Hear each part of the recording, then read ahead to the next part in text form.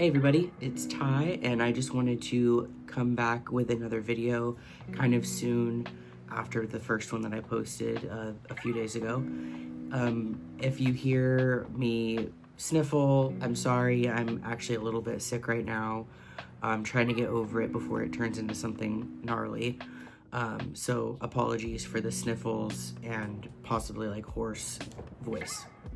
So I wanted to go over something today that I've been implementing in my life now for a few months on and off, but something that I really want to stick to from here on out for the time being. So that would be Following the Artist's Way, which this is a book, I guess it's been around for a long time. It says 30th anniversary edition.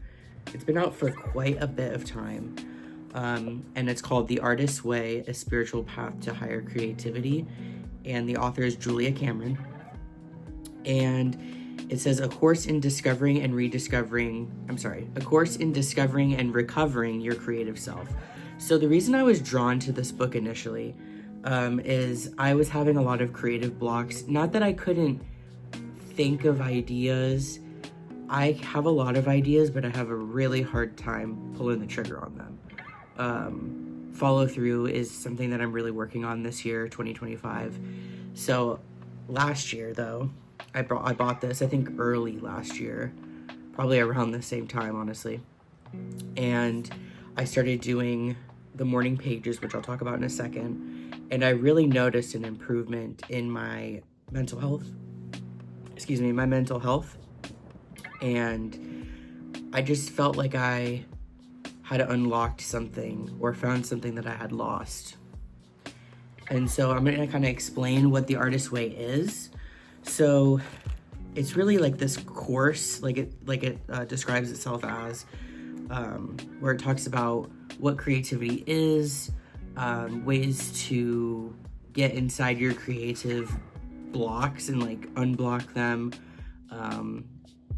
There's a lot of affirmations and things like that. So, for example, the morning pages is a tool that they really want you to do throughout the entire duration of reading this book. And I think there's 10 weeks or something.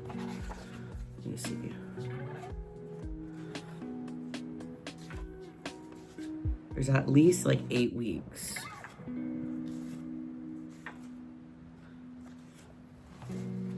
Sorry, it's taking me a bit. Okay, so I think there's 11 or 12 weeks. 12 weeks. So in the 12 weeks, they want you to do 3 long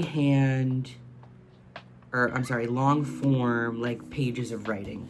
So for example, a notebook, like a regular spiral notebook, that would be considered 1 page, and then the back side is the 2nd page, and then the next page would be the 3rd. So every day, Julia Cameron suggests to do that, and in the morning as early as possible. So you wake up, do your little thing to like get sort of ready for the day, but pretty much she wants you to be like fresh-brained and do 3 pages of long form, like free thought, just off the noggin writing. And what that does is it kind of gets all of your garbage out of your head in the morning, so you can spend the rest of your day working on the other things that end up coming up. And I don't really know how to describe it any other way than that. For me, I wake up and I think about the dreams I had last night. I think about, I really need to read this book, or why didn't I go to the grocery store like I planned on yesterday, or like things that kind of take up your mental bandwidth, for lack of a better phrase. And it just gets it all out on paper. I kind of solve problems while I'm writing too. Like, I didn't go to the grocery store yesterday. Why not? Well, it was because I was doing this, and maybe that means that I should do that task on a different day, because then I end up not going to the grocery store. So you kind of like work things out on paper as it comes to you, which I find really valuable.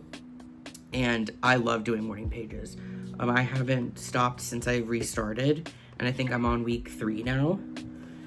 So that's been really great. Another tool besides the morning pages that she talks about is artist dates. And what that is every week for 30 minutes to an hour, whatever you can swing, to go on like a date with yourself and do the things that you want to do. And it's a solo date. So even if you have like a significant other or some friends that want to go and do something, this is time for you that other people shouldn't be encroaching on.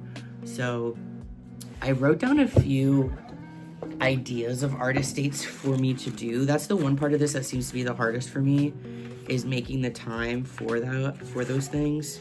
So like, here are some of my ideas for artist dates.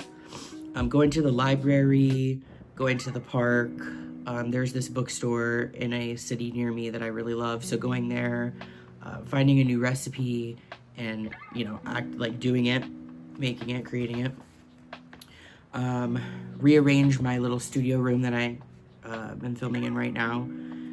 Let's see. Going to a local thrift store, going to the movies by yourself, writing a letter to myself for 10 years from now, that kind of thing. Like in 5 years I want to be doing this, or in 10 years, or that kind of thing.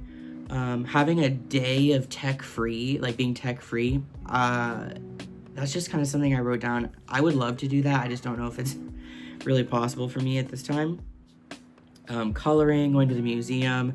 There's a Buddhist temple near me, and near me as in like 45 minutes away.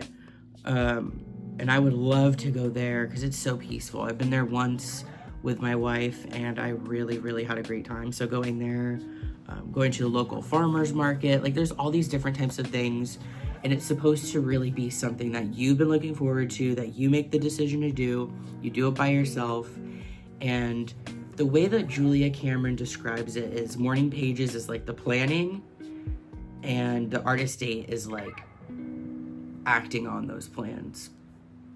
So you're writing the things down, you're emptying your brain onto the page with the morning pages, and then with the artist dates, you're getting more inspiration through the things that you've been wanting to do. So yeah, I actually really enjoy it. I bought the Artist's Way Morning Pages journal, which has slots for you to do your morning pages in, and they have like little quotes and stuff in some of the sidebars. And I really like having a dedicated place to put my morning pages that isn't just a spiral notebook. I don't know if you guys are like this, but I am, where I have like a million spiral notebooks, and I don't know what any of them really are. There's like so many different things in each one, and it just takes up way too much space. I know this seems pretty bulky, but at least it's a dedicated area for the morning pages. And so I've been really liking that. I really recommend, even if you don't think that you're creative, everybody is creative in some sort of way. I believe that. So I think this is definitely a great pickup. I think I paid like $20 for it, maybe on like Amazon. It wasn't too bad. It has a lot of reading, not a lot, but it has some reading before you do like your weekly tasks. So for example, for week 1, talks about protecting the artist's child within. So like remembering that the artist inside of you really has like the brain of a child. So learning to let yourself create is like learning to walk. You have to do baby steps. You have an enemy within you, which is like your negative beliefs about yourself and your creativity. Things like, it's gonna hurt my friends and family. I can't do this well enough. I don't have good enough ideas. What if it looks bad and I look foolish, or, things like that. And it talks about how to get rid of those with positive affirmations and different alternatives. And then before the next week starts, you have some tasks to do, like a check-in of how many days did you do your morning pages, hopefully all of them. How was the experience for you? Did you do the artist date? How did it feel? What did you do? Were there any issues that you consider significant? And to describe those. And then you go on to the next week, you read another blurb, you do your morning pages, and then do those tasks as well. Like for week 2, there are more tasks than in week 1. So week 2, it talks about listing 5 of your favorite activities you did that week, how much time you gave to each one, how much of your time is spent helping others. Have any of your blocked friends trigger doubts in you? So it talks about having friends that are also artists that maybe have creative blocks, and how their creative blocks can actually cause you to be blocked as well. 20 things you enjoy doing, 2 favorite things that you avoided that you could take on next week, that kind of thing. And I find it really helpful. I like almost like a workbook style self-help, if you want to call it that, self-improvement. And this is for people who don't, like, even if you aren't religious or spiritual, you could definitely get something out of this book. I wouldn't say that it's necessarily religious. They do use the word God or spirit or something like that throughout the book in certain scenarios. But really what it's saying is, you know, you don't have to believe this, but if we were created, you know, we were created, we should also be creating. And you could always, you know, negate that first half and just say, I'm here, me, Ty, I'm here to be a creative person, and therefore I need to create. How can I go about doing that when I feel X, Y, and Z way? So you can, you know, take what works for you and leave the rest at the door, is how I kind of play that game when it comes to like spirituality or religion in books like this. And then week 3 talks about shame and why maybe that can keep you from creating because you feel a lot of internalized shame. Let's see. Talks about dealing with criticism, which leans into that shame thing. So yeah, it definitely takes up some of your time. If I had to guess, I probably take about 30-ish minutes in the morning to do my 3 pages. Sometimes it's faster, sometimes it's slower. Sometimes I have a lot to say, sometimes it's hard to find things to say. But on average, about 30-ish minutes. And then the tasks probably take another hour a week at most. So it's not bad. And then your 30 minutes to an hour of your artist date. So like it does definitely take commitment. But I really enjoy it. I really recommend it. I also picked up this, which is by the same author, and it's called Living the Artist Way. And apparently there's like another thing that she's added since creating the first book, which is how to use your morning pages to your advantage in some other way. Like, for example, it says the 4 essential tools: morning pages, the artist date, walks, which is like walking outside, and then writing for guidance.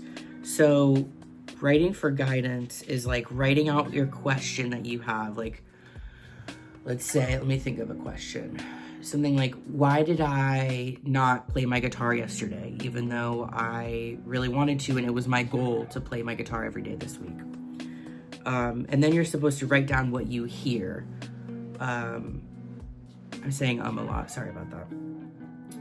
So writing down what you hear. So your intuition telling you, okay, you didn't play your guitar yesterday because you didn't feel like it, or you didn't play your guitar yesterday because you were busy with blah, blah, blah.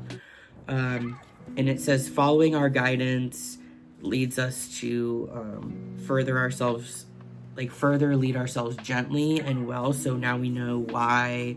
It's like basically analyzing certain things. I haven't completely dived into this yet.